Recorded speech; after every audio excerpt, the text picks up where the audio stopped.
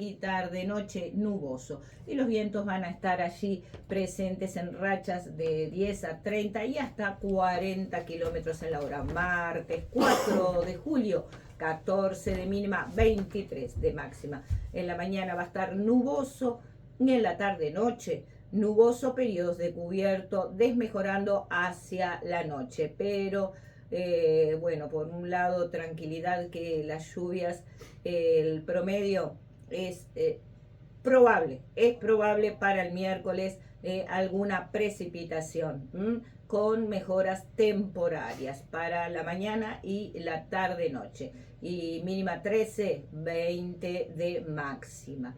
Datos que nos aporta el INUMET, el Instituto Nacional de Meteorología, y es por ello que nos enteramos que allí al sur, en la Antártida, en la base José Artigas, en estos momentos hay 0 grados. En Artigas, el otro extremo de nuestro territorio nacional, hay 13, 14 tiene Salto, 14 Paysandú, 12 Soriano, 14 Colonia. Nos vamos hacia el este y hay en Maldonado 14 grados y todavía están con la lunita allí.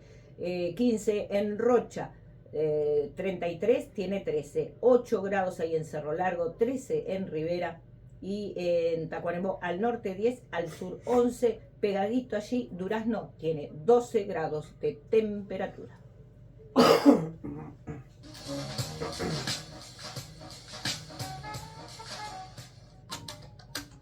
Títulos en letra grande.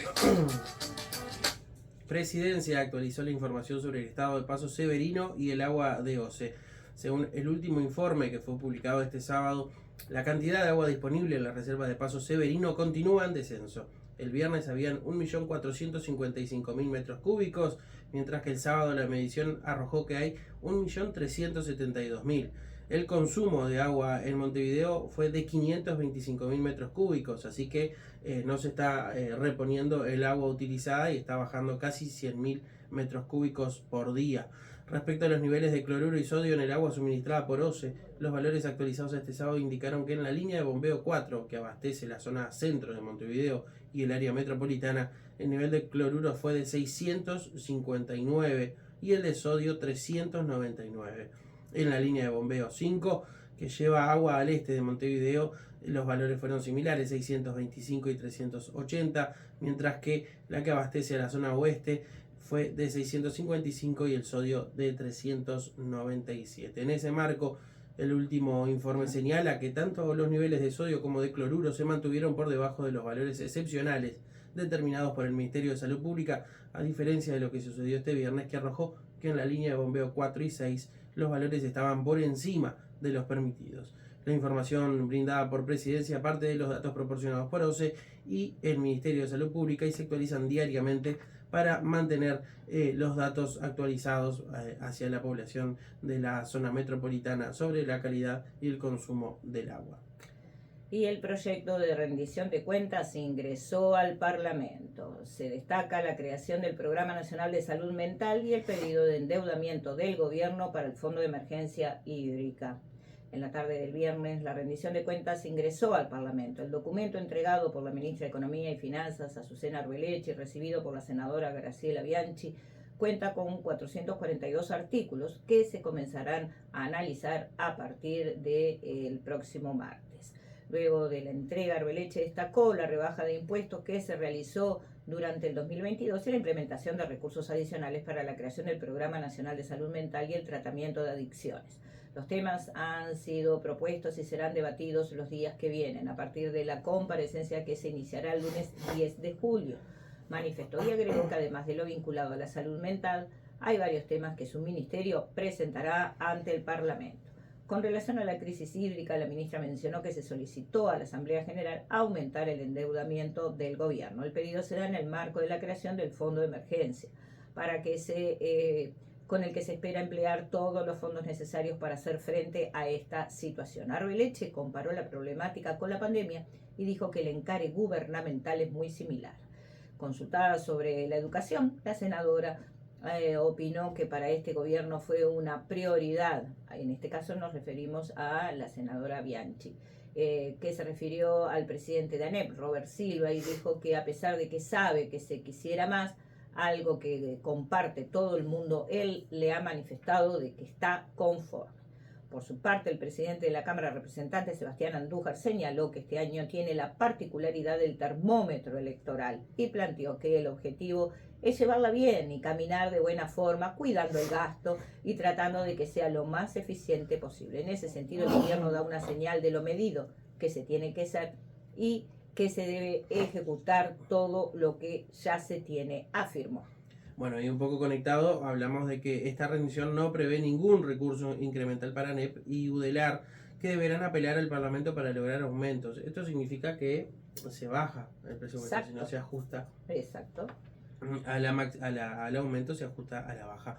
El proyecto de ley de rendición de cuentas fue enviado al Parlamento el viernes por parte del Poder Ejecutivo y no prevé ningún cambio de recursos para la educación. Por lo tanto, serán los legisladores quienes, a través de alguna redistribución de recursos, podrán otorgar incrementos a los distintos entes autónomos de ese sector. Minutos antes de que lo hiciera el Poder Ejecutivo, la Administración Nacional de Educación Pública entregó a los legisladores su pedido, que en total asciende a 2.500 millones de pesos. Raro porque Robert Silva estaba conforme.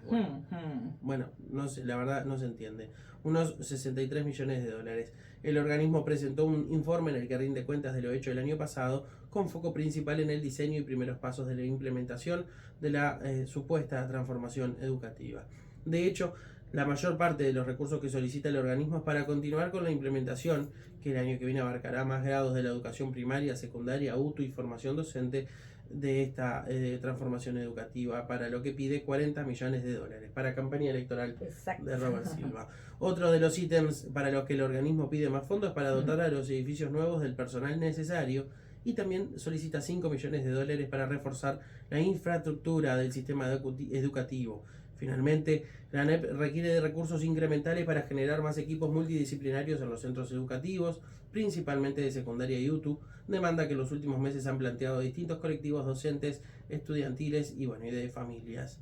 Por su parte, la UDELAR semanas atrás definió solicitar 4.000 millones de pesos para atender varias necesidades, entre las que se encuentra el aumento de la matrícula estudiantil y también 800 millones adicionales para generar programas que permitan hacer frente a lo que la institución entiende que son problemas importantes que atraviesa el país.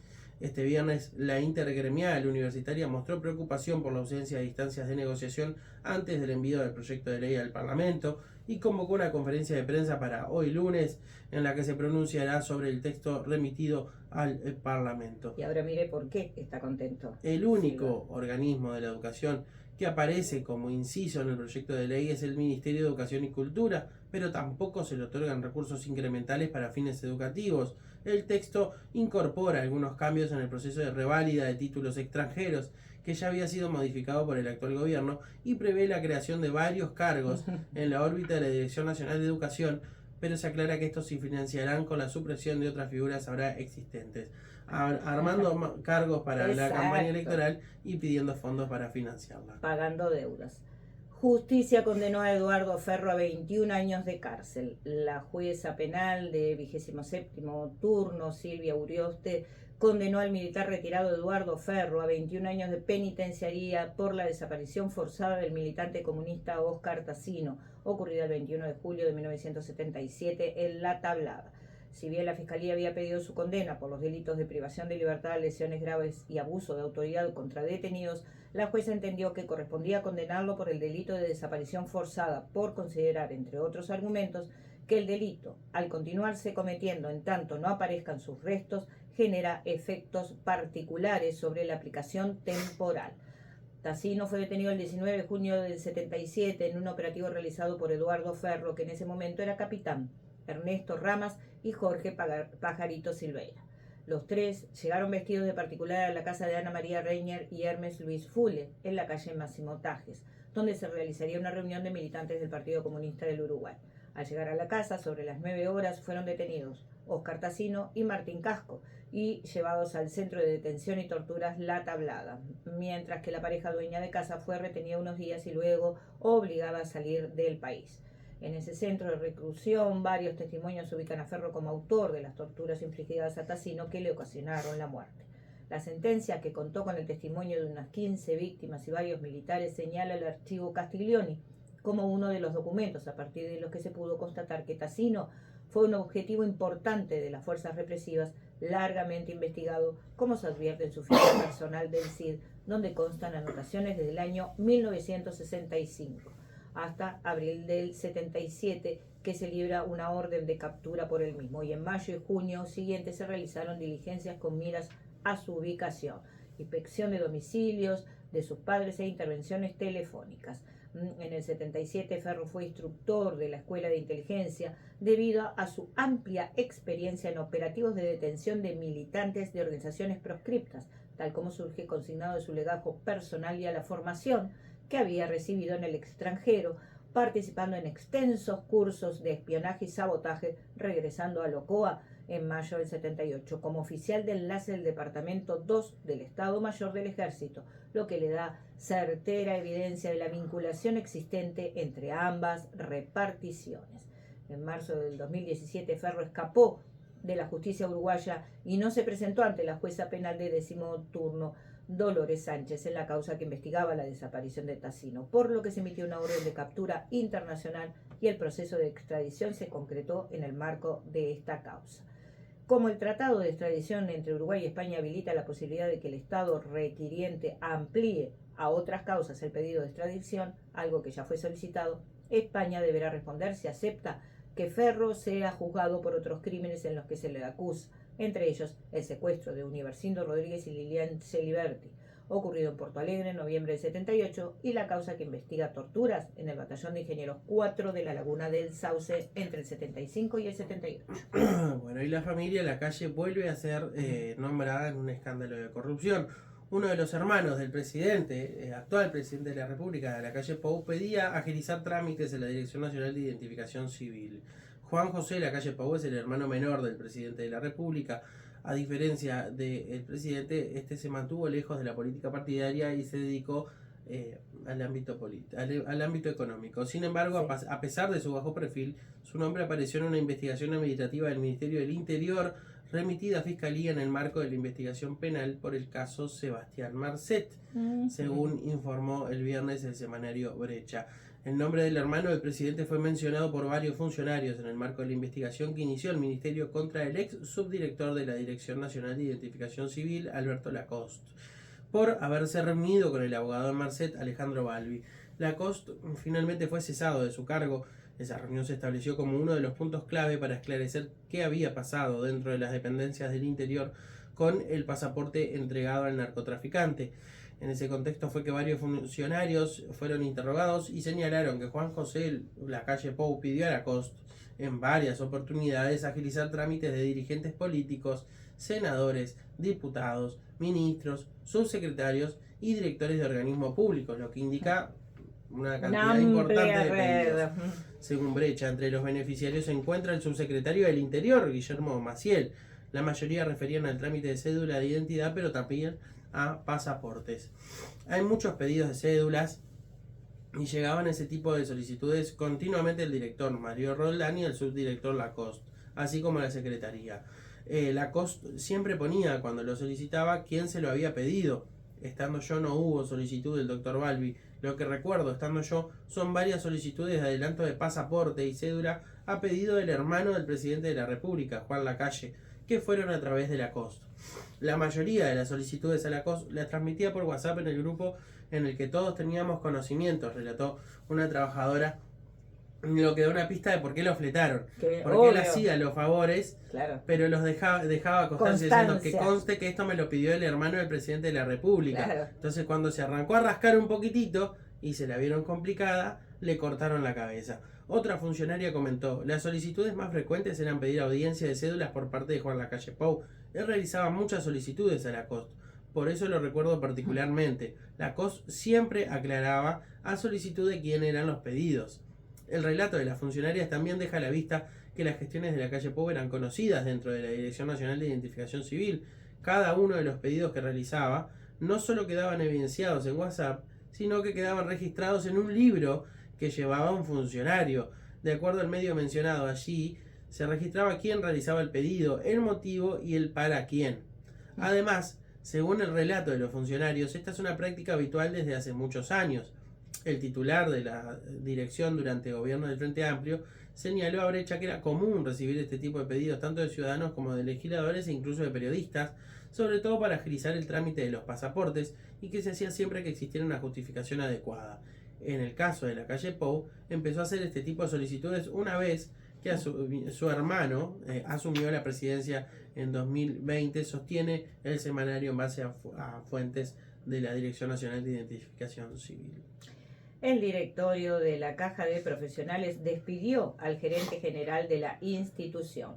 El directorio de la Caja de Jubilaciones y Pensiones de Profesionales Universitarios decidió por unanimidad cesar al gerente general de la institución, Miguel Sánchez. De acuerdo a la resolución aprobada, la remuneración que tenía el gerente de alrededor de 900.000 pesos no guarda relación con la situación presupuestal de la Caja y la necesidad de abatimiento de gastos. La Caja enfrenta desde hace varios años graves dificultades económicas y financieras que han puesto en riesgo su sustentabilidad. En ese contexto, el directorio que asumió en diciembre del 2021 ha venido implementando medidas de austeridad y reducción de gastos direccionadas a mejorar su situación.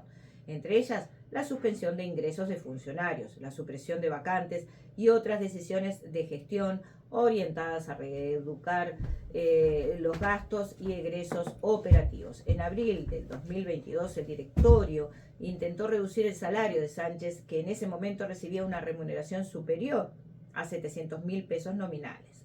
Las autoridades de la Caja apelaron a diferentes disposiciones de la ley y que en determinado artículo de la Constitución dice que ninguna persona física que preste servicios personales a personas de derecho público, no estatal o entidades de propiedad estatal en las que el Estado o cualquier entidad pública posea participación mayoritaria, cualquiera sea su naturaleza jurídica, podrá percibir ingresos salariales mensuales permanentes superiores a la retribución total del subsecretario de Estado.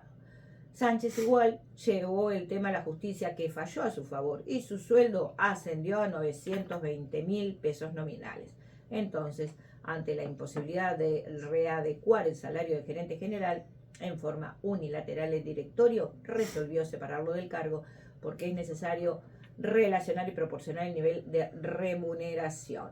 A todo esto queda como Virginia Romero Hernández, como presidenta, como gerente de la Caja, quien firmará los documentos que requieran la intervención de este cargo que quedó vacante.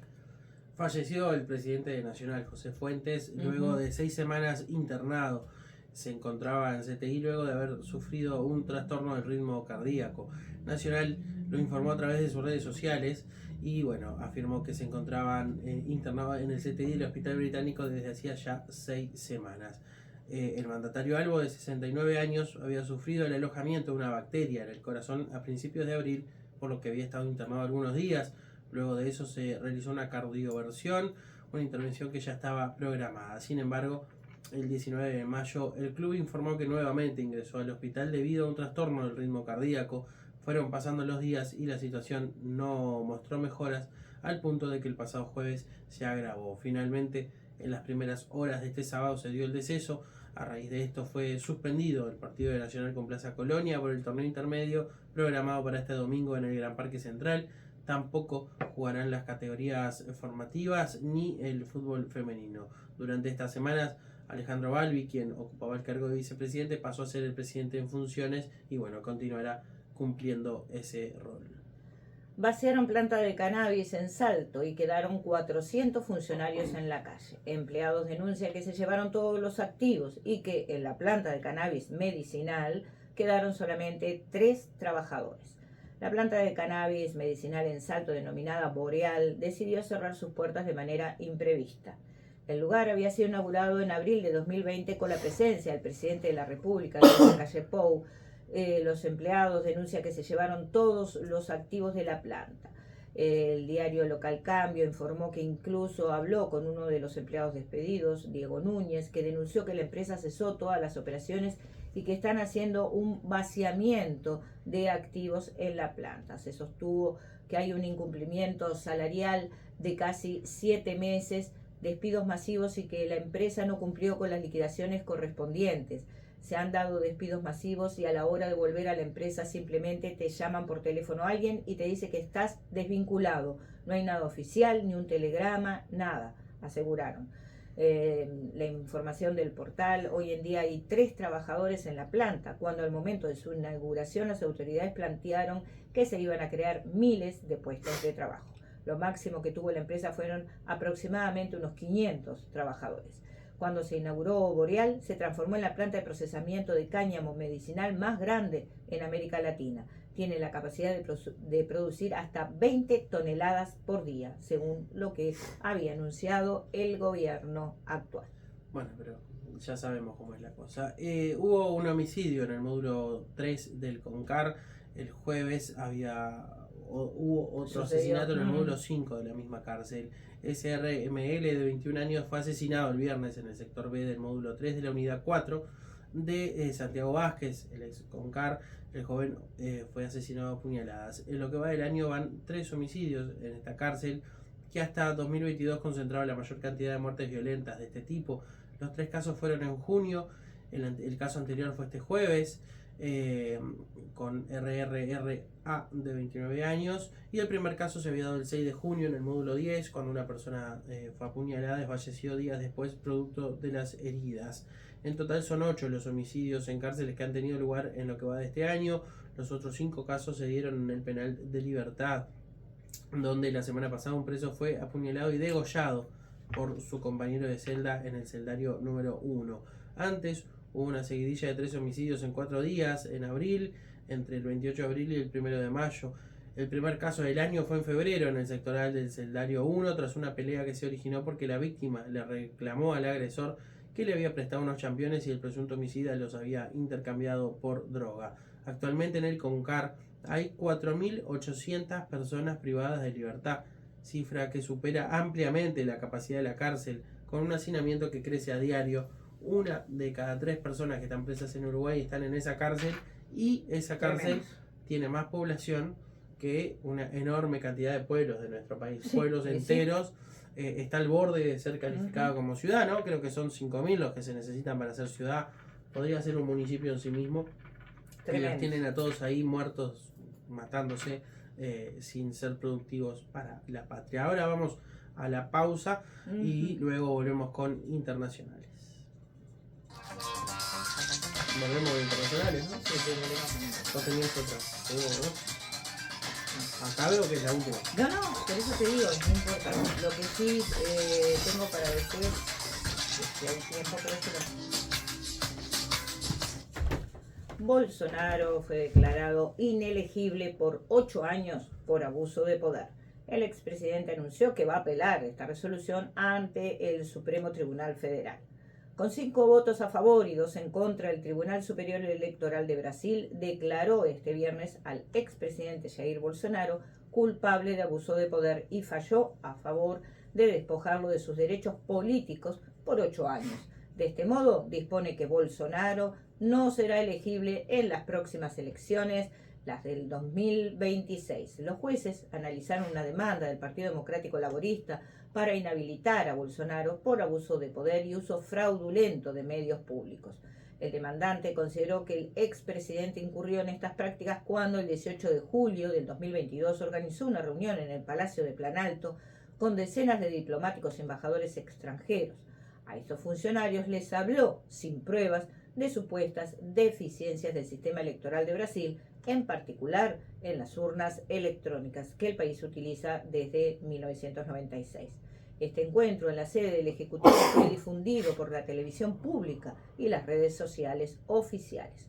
Los 5 integrantes del tribunal que votaron a favor de suspender los derechos de Bolsonaro lo acusan de utilizar el cargo para afectar el ambiente electoral con informaciones falsas y mentiras. La magistrada Carmen Lucía Antúnez consideró que el discurso del entonces presidente tuvo contenido electoral por tener como objetivo su autopromoción y la descalificación de su adversario en la contienda presidencial, Luis Ignacio Lula da Silva. Esto lo citó la revista Carta Capital. La jueza argumentó también que Bolsonaro ignoró la función de la Cancillería institución a la que le corresponde organizar las actividades con representantes de otros países. Bueno, y vamos a hablar un poquito del giro a la derecha que se está dando en España. Las encuestas para el 23 de julio en España anticipan el fin de una experiencia progresista, que hasta para progresista es mucho decirle progresista, que está a contracorriente de muchas tendencias europeas. Es difícil llamar progresista a un gobierno que abastece al ejército neonazi ucraniano, por ejemplo, ¿no? La historia de España es el relato derivado de una pulsión civilizatoria constantemente boicoteada, un conflicto entre la sociedad humanista que busca librarse de un cepo disciplinatorio y una reacción que se empeña en apretarlo sobre el pescuezo de quien busca el progreso. La moción de censura de 2018 contra el presidente Mariano Rajoy del Partido Popular inició una fase progresista que continuó con el gobierno de coalición entre la izquierda postcomunista y la socialdemocracia, lo que convirtió al gobierno español en la más izquierdista junto al portugués de Antonio Costa. Un espejismo dentro del avance reaccionario de Europa Occidental que puede acabar de manera prematura las elecciones generales del próximo 23 de julio. El poeta José Braulio Tolle acertó al describir la vocación funesta del país por volver a épocas oscuras cuando parecía remontar con frases humanistas. España, porque cuesta decirte, porque a veces pareces una madre implacable que le niega la leche a sus bastardos. País de tanta luz, porque esta vocación de ser tiniebla, un poco romántica la visión de España considerando que son un imperio genocida, ¿no? Un reino. De donde nacimos todos nosotros.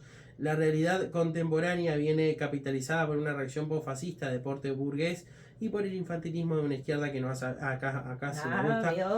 que no ha sabido interpretar su papel institucional tras remover la política española desde el contrapoder, sin saber dejar atrás su carácter impugnatorio.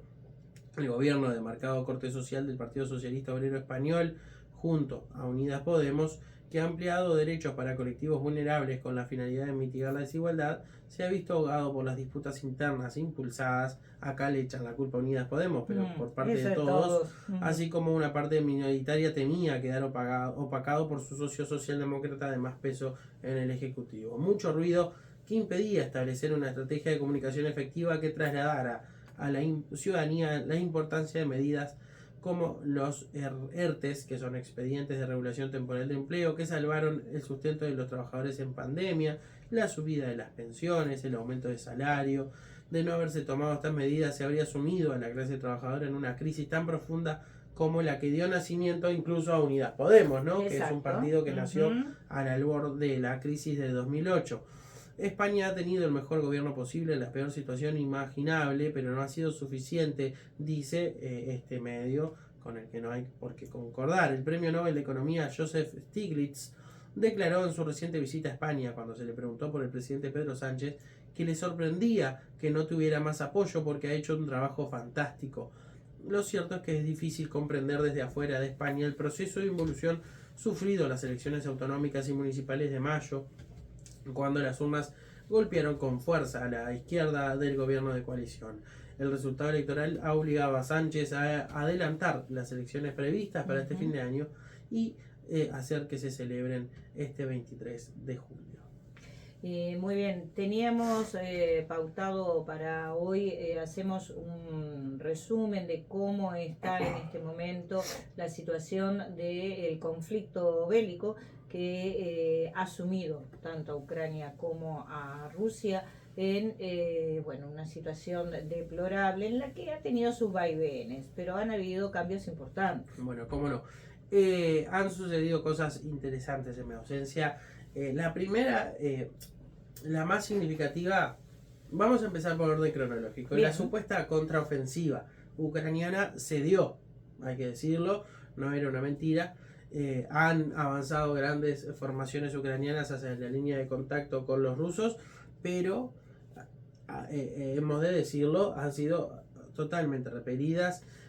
Todo el armamento suministrado por Europa y por Norteamérica ha quedado destrozado en el campo de batalla en escenas que parecen más de película, exageradas de película que de realidad.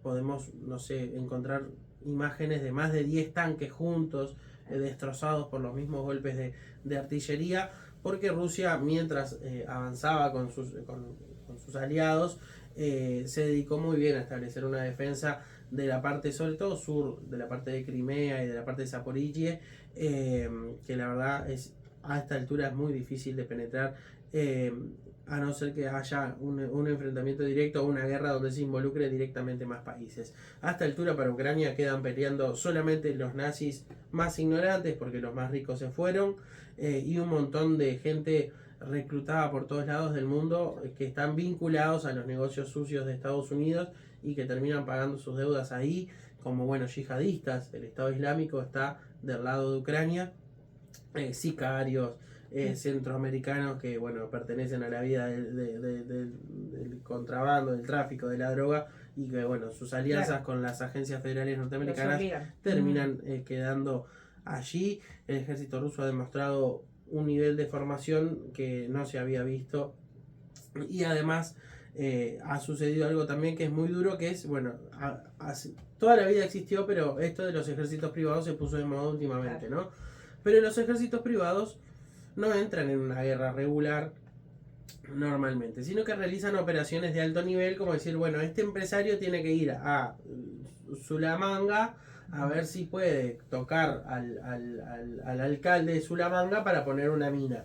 Perfecto, vamos 8 de traje, re divertidos, cobramos unos buenos mangos y el capitalismo sigue existiendo. Pero enfrentarse contra uno de los ejércitos más mejor entrenados y mejor financiados del mundo, como el ruso, en una guerra donde, bueno, tus compañeros van a volver por los aires, vas a vivir los horrores de la guerra tradicional, es mucho para aquellos que van a la guerra por dinero. Ya es mucho para aquellos que van a la guerra por salvar a su familia. Imagínense ya los que van a la guerra por un recibo que no de les sueldo. importa. Entonces, bueno, están sufriendo un problema de baja de moral y de falta de hombres tremendo, porque, bueno, nadie, al primer sonido de la bomba o a la primera situación cercana a la muerte, dice, bueno, no me pagan suficiente para esto y me voy. Sí. Lo que sí fue el hecho más resonado es lo de Yevgeny Prigozhin. Ay, sí, con ese nombre. De Wagner. Sí. Wagner, el grupo Wagner. Porque se habla de una rebelión, de un posible golpe de Estado. Bueno, cuando en la mañana Prigozhin se calentó, todo Occidente se plegó a tratar de alimentar o de echarle leña a ese conflicto. Y lo que sucedió aparentemente, hay varias versiones, vamos a contar varias para que se tenga una idea bien. ¿Qué se habló desde Occidente? Bueno, Prigozhin se cansó de su enfrentamiento con el Ministerio de Defensa y dijo que iba a tomar Moscú. Sí. Y bueno, los 50.000 soldados de Wagner decidieron ir a tirar el gobierno de Vladimir Putin, y bueno, eso es lo que se vendía desde Occidente. Prigozhin era un héroe en esa mañana. Luego fueron cambiando las cosas y parece que el conflicto con el Ministerio de Defensa, sí es cierto, es notorio y siempre lo supimos, porque lo dijimos siempre, hay una lucha de intereses. Claro que yo sí. Estoy haciendo tu trabajo, vos qué haces, ¿por qué no me traes las municiones? ¿Qué querés que no me destaque? ¿Por qué cuando te pido el bombardeo no viene? Bueno, las cosas que pasan cuando se mezcla un ejército privado y un ejército regular en operaciones conjuntas. Pero no había pasado nada mucho más grave que eso.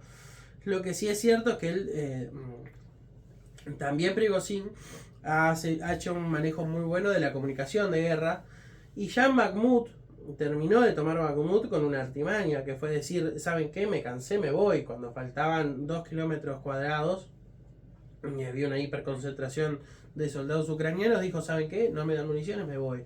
Los ucranianos cayeron en la trampa, dijeron es la hora de la contraofensiva, y los estaba esperando, los hizo Huasca y terminó de tomar la ciudad rápidamente. Entonces este enojo también terminaba, bueno, vamos a ser cautelosos de que capaz es una engaña pichanga y nos subimos todos a la prigoneta y en realidad era un arreglo con Vladimir. Bueno, un poco sí, porque Vladimir Putin enseguida arregló, dijo no se preocupen, vamos a hacer lo que el ministerio dijo, que es que todo el mundo firme contrato con el Ministerio de Defensa, para que se sepa quiénes están, por qué están y cómo están. Y los que se hicieron los vivos con Yevgeny se pueden ir, no pasa nada, nadie va a caer en cana. Se van a Bielorrusia. Claro, el amigo Lukashenko. Porque Lukashenko es amigo personal de Prigozhin y les ofreció asilo. ¿Qué pasa? también se conoció en esos días la faltante de los 6 billones de dólares de Estados Unidos, que contó mal. Estamos hablando de 6.000 millones de dólares. Casi nada. Contó mal esa plata, mentira. Toda esa plata es para financiar las operaciones negras encubiertas que hacen. Pero también se especuló con un posible intento de soborno a Prigozhin por parte de Estados Unidos. Es decir, tomá 6 billones de dólares y te das vuelta. Como si fuera un mercenario más, pero Prigozhin no es un mercenario más. Es el líder de un ejército privado leal a Rusia y que tiene otros intereses.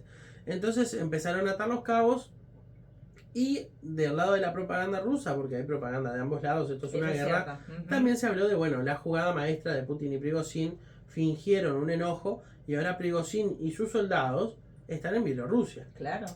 ¿Con qué se especula? Bueno, para quienes no conocen el mapa, Kiev es una ciudad que queda bastante al norte del centro de Ucrania, cercana a Bielorrusia, cercana a la frontera.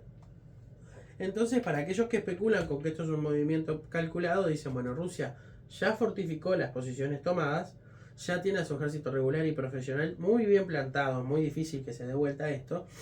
Movamos a Wagner de Bakhmut y de ese frente de una forma sutil y discreta al otro punto, es decir, a Bielorrusia. ¿Cómo podés hacerlo sutilmente? Bueno, si vos agarrás 40.000 soldados privados y los movilizás todo por Rusia, todo por Bielorrusia y los estacionás a 50 kilómetros de Kiev, todo el mundo empezaría a decir, bueno, acá hay gato encerrado. ¿Cómo no estamos diciendo eso? Bueno, no estamos diciendo eso porque se supone que hubo un enfrentamiento con Vladimir Putin y que les perdonó la vida y los dejó irse a Bielorrusia.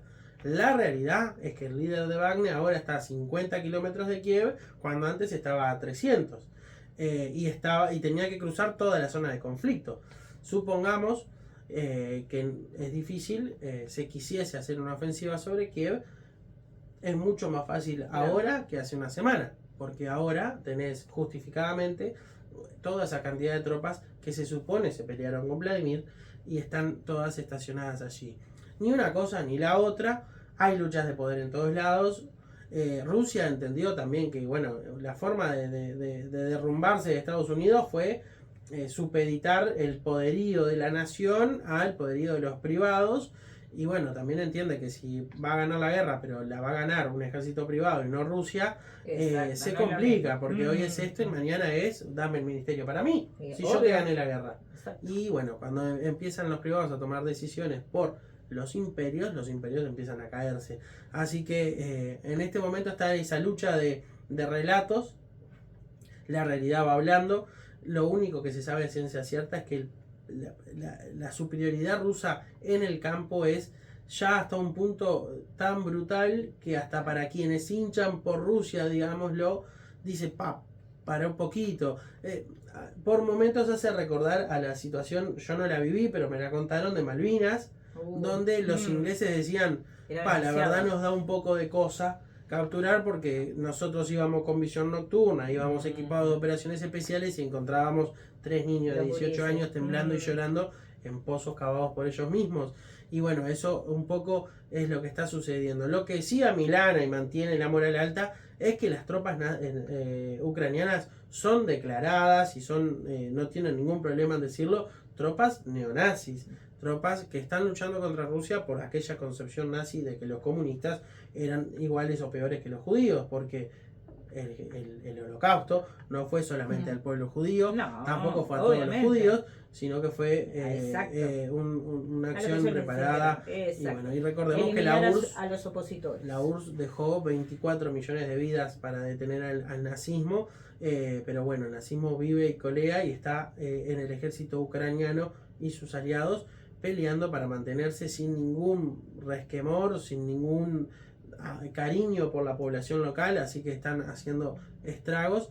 Pero bueno, los hechos que hablan al día de hoy es que la contraofensiva ucraniana lo único que está destinado a hacer es ganar tiempo y destrozar equipamiento militar occidental para que Estados Unidos pueda vender todo el armamento militar que va a suplir todas estas pérdidas en las barracas de Occidente. Así que poca cosa para decir y bueno, veremos cómo avanza esto. Si es que Rusia creo que la pelota está en la cancha de Rusia, de qué decide hacer, porque ha repelido la contraofensiva de una manera espectacular y hay que ver si decide, bueno, voy a tomar todo o no voy a tomar. Un detallecito más, voy a meter una cosita más.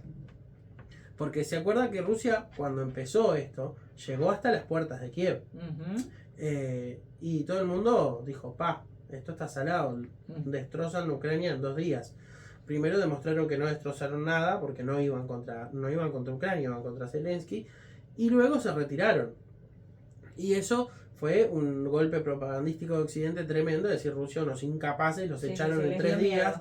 Bueno, Putin reveló en una cumbre con líderes africanos que lo que pasó ahí fue un acuerdo que firmaron entre los ucranianos y los rusos de suspender el ingreso a la OTAN, de volver a la posición neutral para que Rusia se fuera de allí, y así como lo firmó y Rusia cumplió, Ucrania no lo cumplió. Así que hay mucho para saber, el tiempo irá mostrando nuevos datos, esto mismo se lo tenía Putin guardado y un año después sale, hay mucha información para conocer y hay mucho conflicto por delante, así que bueno, trataremos de actualizarlos con más periodicidad en el tiempo, pero sí, cuando vayamos pudiendo, le contamos las novedades. Muy bien, y hasta aquí la selección de noticias de la red de la radio para este lunes 3 de julio del 2023.